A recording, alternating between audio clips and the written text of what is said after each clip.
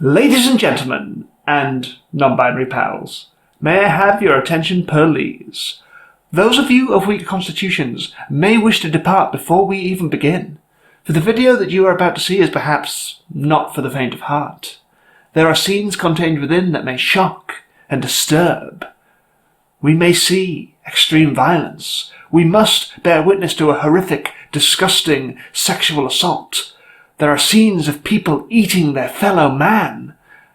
We shall hear an ear-splitting, headphone user-murdering steam whistle which may come as a sensory overload to some. There will be scenes of class war, which is, of course, the only war. And there will be blood. Blood is compulsory. With all that in mind, if you dare to remain, please prepare yourself to attend the tale.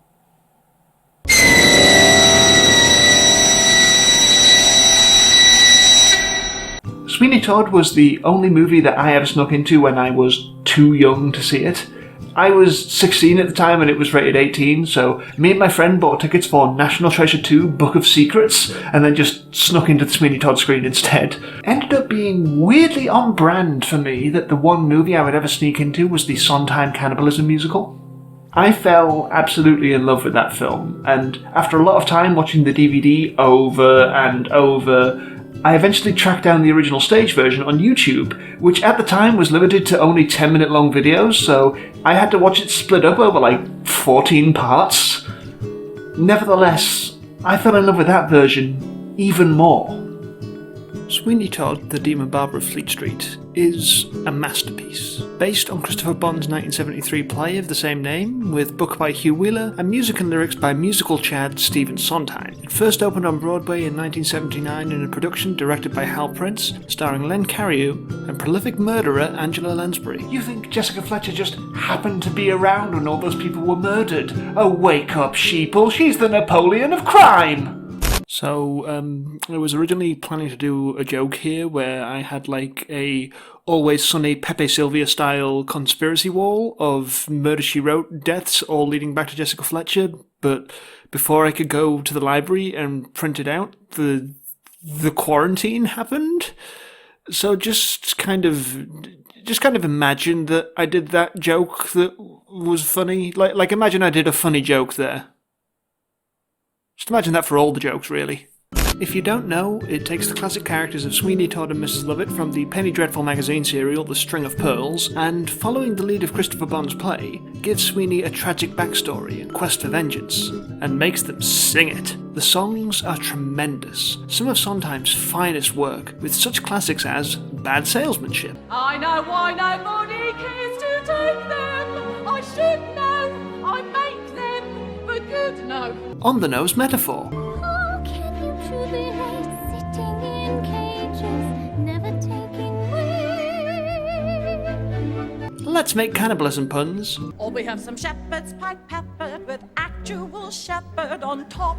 And many others. Roll doll, diddle doll dee, 'tis a roll doll, diddle doll dee. It's one of my favourite musicals, and I want to talk about it with you today, but I'm not going to be talking to you about the music. I'm not qualified to do that, and besides, Sideways already did a great video breaking down the music theory of it, so I don't even need to. It's up on the card there, click it, but maybe after you finish watching the video? No, I intend to look at what really makes this show tick. And yes, I will be looking at the stage version from a televised recording of it from 1982 with the definitive Sweeney Todd George Hearn and the original Mrs. Lovett, the murderer I already mentioned. And this is not to make any slight of the film or anything, I still think it's good. You gandered at my ward, Joanna. You gandered at her. Yes, sir, you gandered.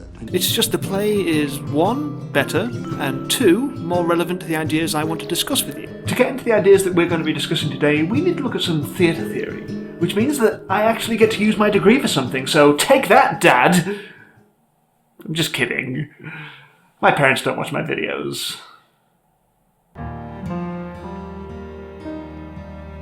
Let's talk about epic theatre.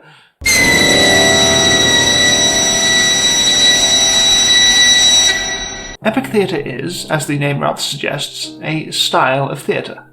It came out of Europe in the mid-20th century as a result of various practitioners working separately but often to much the same effect.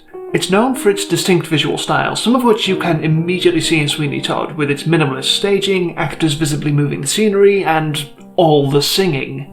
I have talked briefly about the Epic Theatre before, back in my video about the Muppets. How did this become my life? But in that video, I only really scratched the surface of what Epic Theatre is. I looked at it almost entirely in terms of its visuals and its major technique of the Verfremdungs effect, or alienation effect, trying to separate the audience's attention from the emotions of the play that they're watching so that they will pick up on the messages more. But I never really got into the motivations for doing that, what the messages of the plays were, because obviously Epic Theatre doesn't use the techniques that it does for no reason. I mean, for example, I could put the camera back so that you can see I am recording this into a shotgun microphone. I've got my script on a laptop here, precariously perched on the edge. There's a little monitor so I can see what I look like in the camera. There's a softbox light just at the edge of the frame there, so that you can see the makings of a video while I am making it.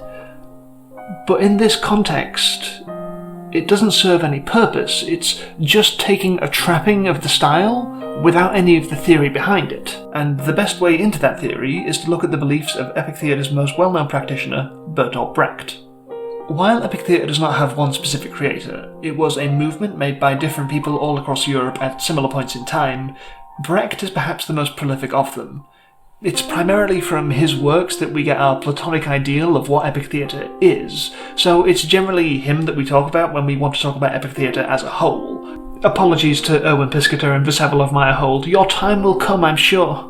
Brecht lived in Germany through the early 20th century, witnessing all the insane political upheaval that country went through in the period following the First World War. There were food shortages, massive inflation, and the rise of fascism was just around the corner. It was in this environment that Brecht began to develop his theatrical style, based around his staunch beliefs in Marxism and that the emancipation of humanity was possible. The specific Marxist belief that he brought into the Epic Theatre was, and this is where we really start getting into the weeds of this thing, dialectical materialism.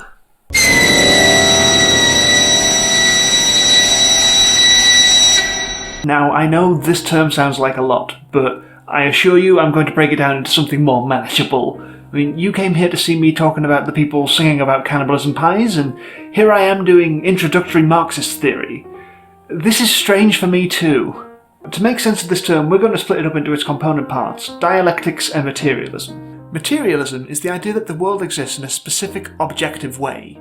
Your views and beliefs cannot change the way the world is, but the way the world is can change your views and beliefs. That is not to say that the world can't be changed, just that it currently exists in a definitive way. Dialectics is a little tougher to explain. I mean, this is how Friedrich Engels would talk about it. For dialectical philosophy, nothing is final, absolute, sacred. It reveals the transitory character of everything and in everything. Nothing can endure before it except the uninterrupted process of becoming and of passing away, of endless ascendancy from the lower to the higher. Yeah, it's a whole thing, so bear with me and I'll try and put it into terms that we can all understand. Everyone has their own individual views on how the world works based on their lived experience. But those are not the only views on the world that there can be, and dialectically, we need to see that there are these other ways of looking at things so that we can truly understand the way the world is. The best example I saw to describe this was a fish. Now, you could describe a fish as a creature that lives in the water with no legs, and that's fine, that does describe a fish. But if we were to look at this more dialectically, we can see that there are creatures in the water with no legs that aren't fish, like dolphins, or anemones, or Symatha exigua, horrifying parasitic lice that eat fish's tongues and then take the place of those tongues to eat their food.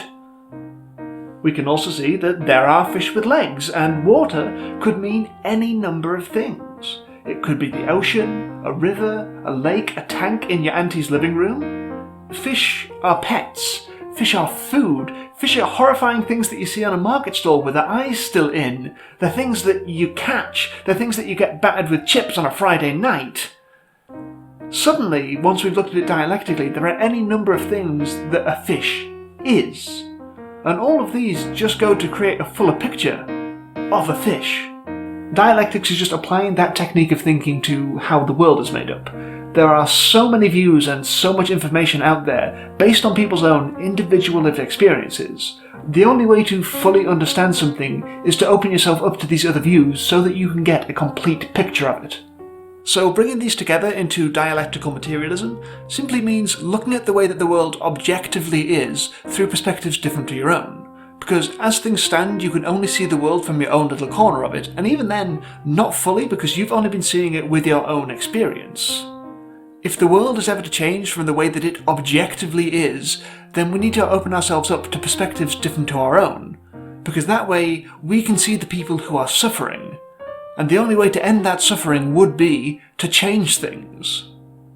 Brecht completely believed in this method of looking at society. He thought that if he could train an audience to look at the world at large in this objective, scientific way, then he could make them understand the need for human emancipation, and then they could achieve it. That is why the Epic Theatre exists, as a method of encouraging dialectical materialism in its audience, because that is the only way they can truly understand their world and change it. It will probably be well nigh impossible to demand that reality be presented in such a way that it can be mastered, without pointing to the contradictory, ongoing character of conditions, events, figures. For unless you recognize the dialectical nature of reality, it cannot be mastered. This is why the Epic Theatre makes use of the Befremdung's effect, why the audience is expected to detach themselves from the emotion of the piece of theatre that they're watching to notice the substance of it. You're meant to think more about the world that the characters live in than the characters themselves. How did it become this way? Who profits from it? Who is suffering as a result of it? How could it be changed for the better? But it's not just telling the audience that things are wrong, because that would not be an effective method of bringing change. It's about getting them to look more critically at things themselves, so that they can come to these conclusions on their own. The moral utterances were secondary in epic theatre.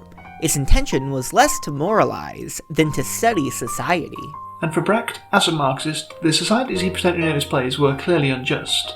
Two of Brecht's most famous plays that I feel represent his views really well are 1928's The Threepenny Opera and 1941's Mother Courage and Her Children. Threepenny Opera shows a secret world of London's beggars and the hierarchies they have created amongst themselves. These people live outside of what the other classes know and recognise. They have their own struggles going on and their own battles to fight. Even within this, the lowest of the social strata, people are still fighting to be the most powerful and wealthy. King of the beggars. Rather than working together to raise themselves up and change their circumstances, they drive each other apart, more than ever. Mother Courage sees a country ravaged by war, where Courage and her children travel in a caravan selling wares to the soldiers, doing all that they can to survive. As the war rages on, Courage loses her children, one by one, her needs for profit and self-preservation overriding all other concerns. It's a world where people have given way to their most base selves, and all that matters is survival. The war isn't seen as a preventable thing made by powerful men who don't have to fight it, but simply a fact of life, a thing that is already happening, that the characters have no option but to live in. And that is what Brecht and the Epic Theatre at large is like. The audience is given a world that has been set into motion by the most powerful in society, whose influence is felt, if not always seen. Those who are suffering are seemingly unable to change their situations because they can't even envision the world being any different to the way that it is right now. It's broken systems and the ones who are hurt the most, and this can easily be seen in Sweeney Todd.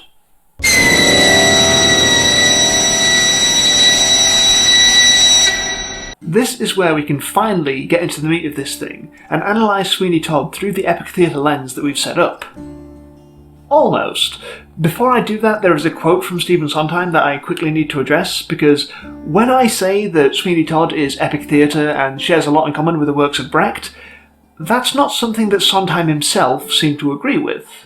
That's because it takes place in Dickensian time, and the only Brecht they know is the Threepenny Opera. A chorus comes out in rags and starts to sing a song, and they suddenly say, "It's Brecht!" And of course, it isn't Brechtian at all. It's absolutely the reverse of Brecht. His whole theory, his importance in the history of theater, is the so-called alienation effect, having things deliberately not involve you. The idea of Sweeney is the idea of a horror movie, which is to say, I want to tell you a story.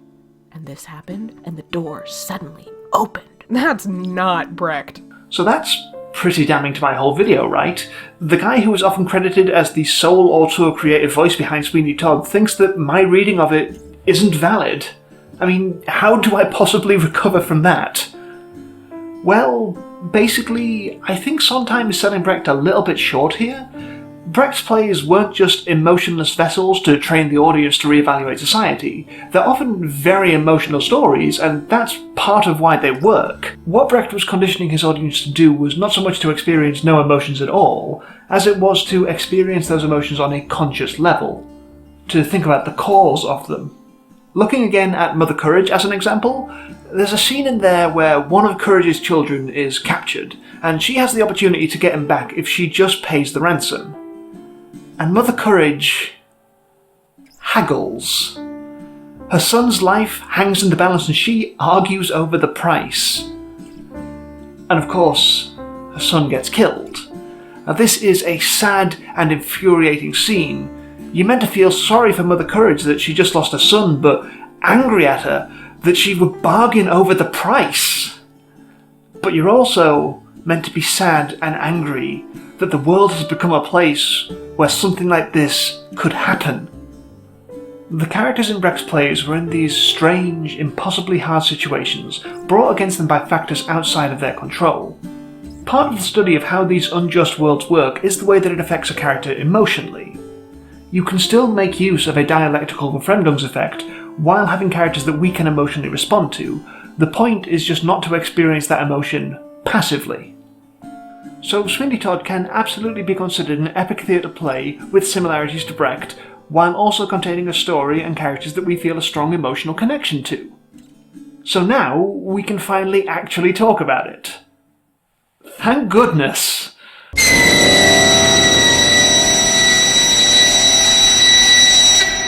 There's a hole in the world, like a great black pit, and the vermin of the world inhabit it, and its morals aren't worth what a pig could spit, and it goes by the name of London. It's through these words that we are introduced to Sweeney Todd's vision of London. A dark, disgusting place, filled with the vile and the repulsive. A place where you have to take any opportunity to survive that you can. It's a world that only a cynical mindset like Sweeney's is truly ready to handle. When Anthony comes in, all musical theatre energy and optimism, singing about how much he loves London. But there's no place like London. Sweeney puts him in his place with a line that sums up precisely what living in a world like this does to you. You are young, life has been kind to you. You will learn. Sweeney comes by these views honestly after what happened to him. Transported to Australia as a criminal on a trumped-up charge because some rich judge wanted to do the sex on his wife, he tells Anthony this as a cautionary tale. In London, there'll always be someone out there whose cruelty will destroy you. What further cements this for Sweeney is when he learns what happened to Lucy and Joanna following his transportation. Judge Turpin raping Lucy at a party in front of all his aristocratic friends, and then taking Joanna as his ward once Lucy poisoned herself.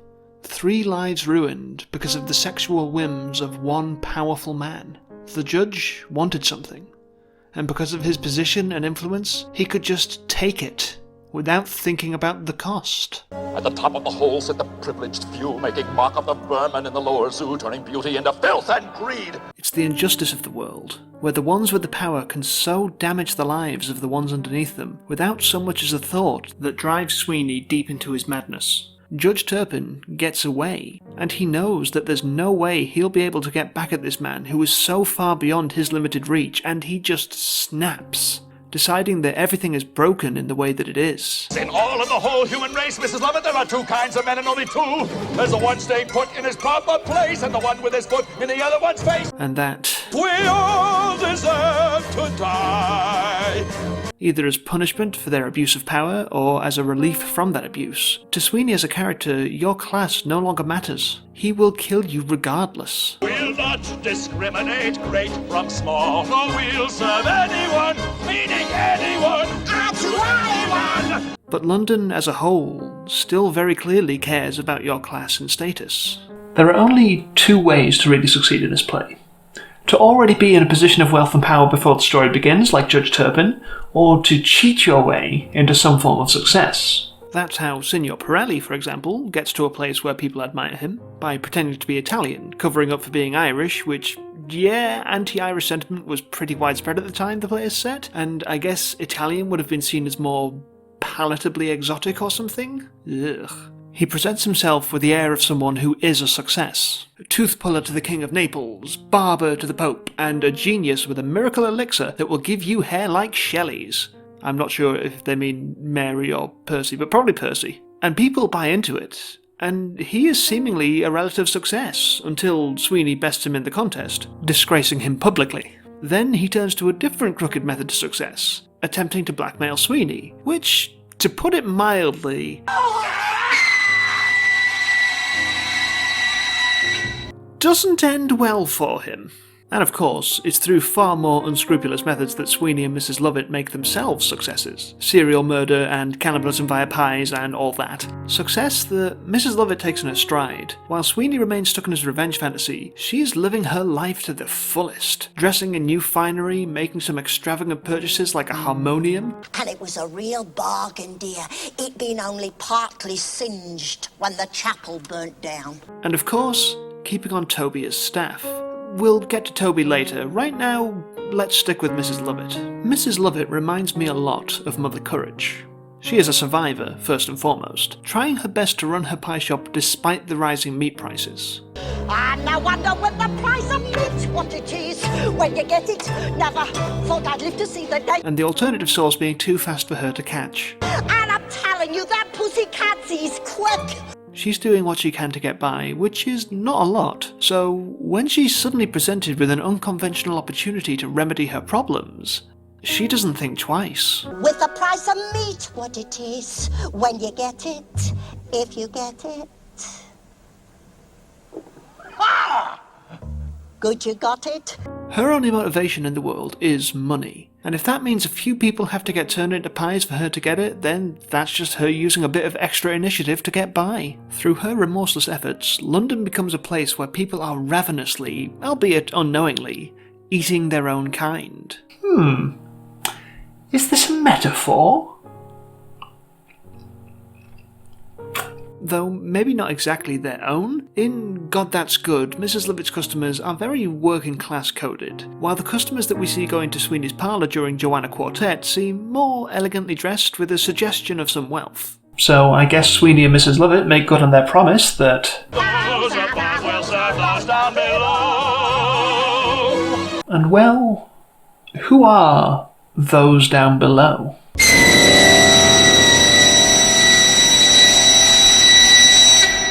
There are a few characters in this play who can be seen as the true underclass of London. For all of Mrs. Lovett's talk about times being hard and selling human meat out of economic necessity, you'll notice that she runs a shop, owns a business, and with Sweeney coming in, they've got a second business and a two-income household. That's right, Sweeney and Mrs. Lovett aren't the proletariat, they're the petite bourgeoisie. We should evaluate them not only on the hardships that led them to where they are, but on the way that they treat those who are worse off than them.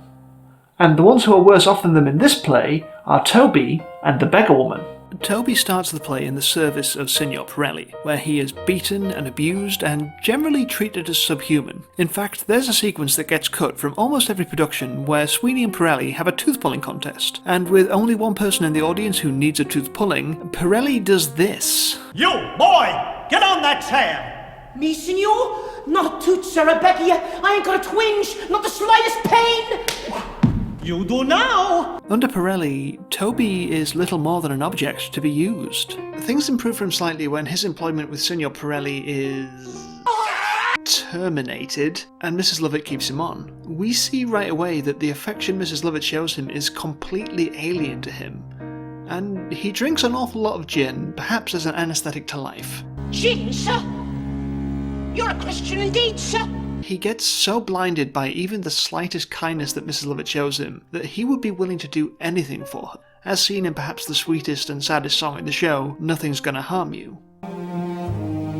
No one's gonna hurt you, no one's gonna dare. Well, that's a comfort, I'm sure. but his suspicions over Sweeney lead Mrs. Lovett to decide he's too big a risk to keep around, locking him in the bakehouse so that Sweeney can kill him later. So, even the person that seems to actually care about Toby will discard him without a second thought the moment he's inconvenient to her. Toby never gets the chance to live a life in his own right. He's just the property of others, flitting from master to master until he loses his mind with fright, taking his one decisive, independent action of the whole play, and killing Sweeney. While working for Mrs. Lovett, there is one task that we see Toby asked to repeat several times during God That's Good. Toby, swallow over there! Throwing the beggar woman out. The beggar woman is a truly tragic character. Lucy had her husband taken from her, was sexually assaulted and poisoned herself. Yet another character driven insane by the cruel actions of those above her. Now she wanders the streets, talking to herself, begging for alms and propositioning people in perhaps the least sexy way possible. Hoy, sailor boy, wanted snugly harboured. Open the gate, but dock it straight. I see it list to starboard. The beggar woman is all but invisible in this world. People look through her because of her position in life. No one will listen to her warnings about the peculiar smell from Mrs. Lovett's chimney. Toby will chase her out of the pie shop as a nuisance, and Mrs. Lovett, who knows that she is Lucy, consistently uses her class privilege to treat her like dirt. Her position is such a commonplace one that even sweet, kind-hearted Anthony, with all his optimism about how great London is, says... She was only a half-crazed beggar woman. London's full of them. So, people living on the streets, turning to prostitution to get by, is just part of the makeup of the city that no one wants to question. There's no place like London. London's full of them. Of course, the ultimate tragedy of the invisibility of the beggar woman is that Sweeney also refuses to view her as a real person in need, and as a result of his looking through her as just some meddling old beggar woman, means that he doesn't realise who she is until after he's already killed her. Oh no! Oh my god! There is one other character who, like the beggar woman, changed her social class, though in the opposite direction, and that's Joanna. But despite having moved up the social ladder, she is still ultimately a powerless character. While she is brought up in a life of comfort by Judge Turpin, she is his prisoner. She can't leave the house, and as she's getting older, he's getting more interested. How sweet you look in that light muslin gown. She is completely at the mercy of this lascivious creep. This has not captured the best in this particular production, as it cuts the judge's version of Joanna and the scene where he informs her that he'll marry her. Fortunately, I can still talk about it because I have an idealised version of Sweeney Todd that exists only in my head, stitched together from all the various productions where every single thing is intact. Judge Turpin sings about his guilt over his impure feelings towards Joanna, self-flagellating to suppress the urges, though also blaming her for him feeling them. You mock me, Joanna. You tempt me with your innocence. You tempt me with those quivering... Until he decides that actually it's fine if he just marries her. Joanna's life has never been in her control, and the only way that she can escape is with this idealised fantasy she concocts about marrying a young handsome guy who she just met and whose name she doesn't even know until after she's already agreed to marry him.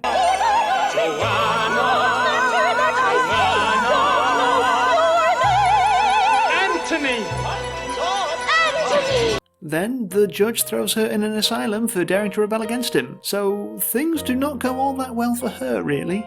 Once in the asylum, we even get a brief glimpse at how our broken societies tend to treat the mentally ill. Her bodily autonomy is actively taken away from her, with Dr. Fogg willing to sell the hair off her head to Anthony in his disguise as a wig maker. Once someone, particularly a woman, is deemed to be mentally lesser, then they can have every control of their own lives taken away by this broken system. And I'm sorry, but if I can't get this snippet of song out of my head ever, then neither can you. There's tawny and there's gold and saffron, there's flaxen and there's blonde. When we are first introduced to Joanna, she's singing Greenfinch and Linnetbird, lamenting to the birds of a passing sailor that she is caged like them, and wondering how they can sing so sweetly despite their captivity, wishing that, like them, she could be happy in spite of her terrible circumstances. But moments later, it's revealed to us the reason the birds really sing. We're blind, a man, not knowing night from day, when they sing and sing without stopping. Even the one symbol of hope and purity that someone can cling on to is founded on a cruel and violent lie, which is perhaps about as epic theatre as you can get.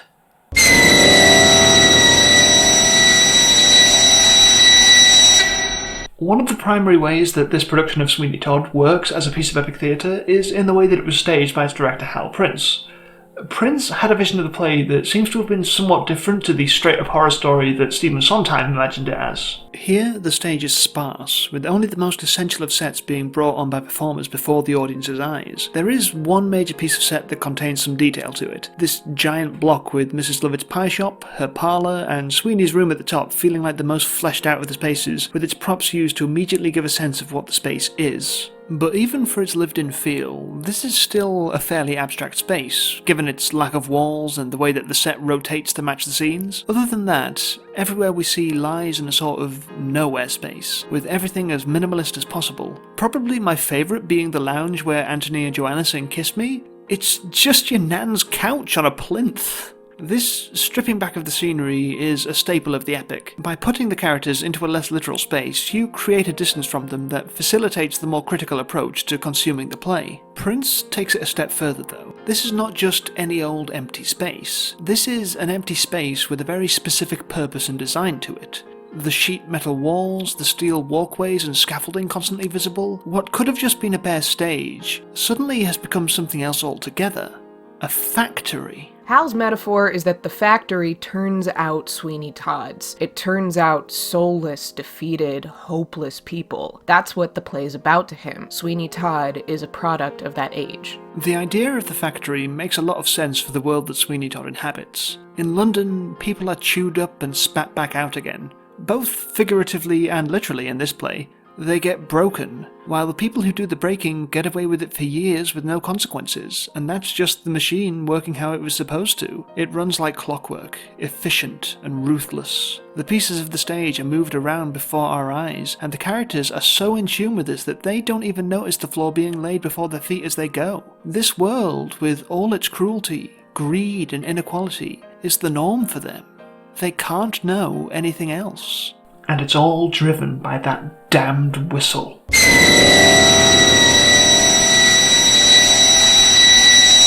The one that I keep assaulting your ears with throughout this video. The sound of labour and hardship being enforced upon those who have no choice but to carry on working. The whistle never stops. It will sound periodically throughout the play, reminding the audience that this tale they're seeing of injustice and madness is just another day on the factory floor. Tomorrow, the same thing will happen.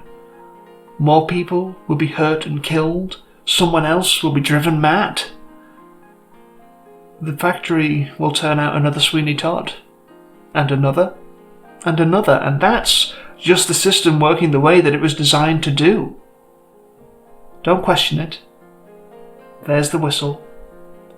Get back to work.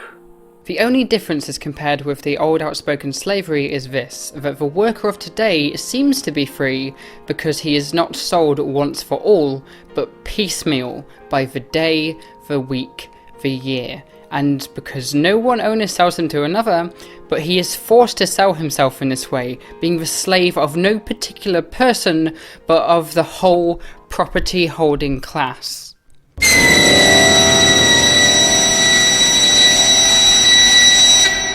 Epic theatre stands as an idea of the power of art to change the world. It was created to open people's eyes to the suffering of the populace and the structures that put that suffering in place. The world has been designed so that you think it's functioning exactly the way it's supposed to, and you're not meant to question it. But through art and through theatre, we can and should question it. We should ask, how did the powerful become powerful? Who is hurt by their actions? Who is worse off even than that? Only once we open our eyes to the full scope of the world can we ever possibly hope to change it. This is what Sweeney Todd does. It shows us a world and people made by the cruelty of the privileged few, and says that if things don't change, then people will break, lose their minds, and eat their own. It offers no solutions to the problems of the world. Killing Judge Turpin won't fix things, because there are a million more Judge Turpins out there. It simply asks you to see the world the way that it is. The system is still broken. The gap between rich and poor is getting wider and wider, and so many people refuse to see it. They think that people are where they are because they chose to be there, and if they want to leave it, then they should just work harder. In 2019, novelist Kerry Hudson released a memoir called Lowborn. In it, she recounts her childhood living in poverty, and goes back to visit some of the places that she lived as a child to see if that poverty still holds true. In the final chapter, there is a section that very neatly sums up some of these ideas. I can see now it is in many people's interests for the poor to stay poor. For the communities I came from to be made to believe they deserve nothing better. For a large portion of society to believe that if you are poor, then you are somehow undeserving of empathy. That somehow poverty is a personal choice or failing, and had you only worked hard enough, you might have avoided the fate of daily, unrelenting hardship. We see these beliefs reflected across the media, from the way that shaming the poor has become routine to the apocryphal idea that we live in a meritocracy. It doesn't take much to unpack this, though. To acknowledge that we exist in a society where, from the very earliest age, your income affects everything, from your likelihood of mental illness or substance abuse to domestic violence, low educational attainment, even the number of metal fillings in your teeth. If we admit this obvious imbalance, those who have not experienced those disadvantages would have to accept the relative privilege they have enjoyed and act to change things. We still have a lot more minds to change. The work is just beginning. But have you noticed that in this time of crisis that the world is facing, the resources to help those most in need turn out to have always been there? The benefit system is speeding up to make it easier for people. The NHS is receiving new funding after years of cuts. Homeless people are being given places to live. We could have been doing all of this literally the whole time. We just needed a global pandemic for the people who are comfortable enough to realise that the system is broken and there are people suffering. It took a deadly virus for those with the power to change anything to act outside of their own interests for a change.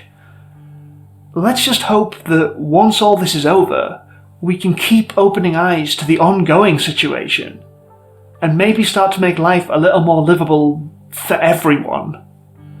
Until then, stay safe, keep distant, and please, comrades, wash your hands. Sweeney Todd. His skin was pale and his eye was eye. Oh, that's gone. Yeah, I can feel that. He trod past that field trod. It's Sweeney Todd.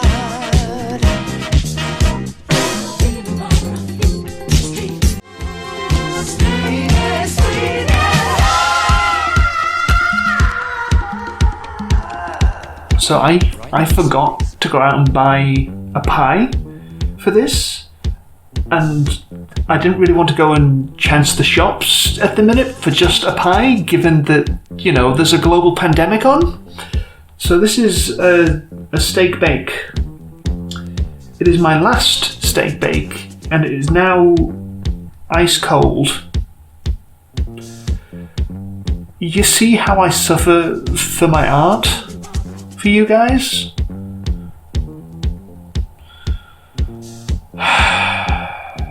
His hands were quick, his fingers strong. It stung a little, but not for long. And those who thought him a simple clod were soon reconsidering under the side.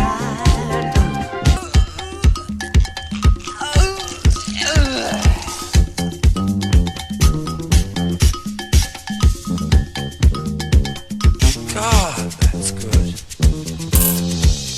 That's the best thing I've ever eaten. I could eat some more. Ooh, he's such a demon, demon, demon, demon, demon.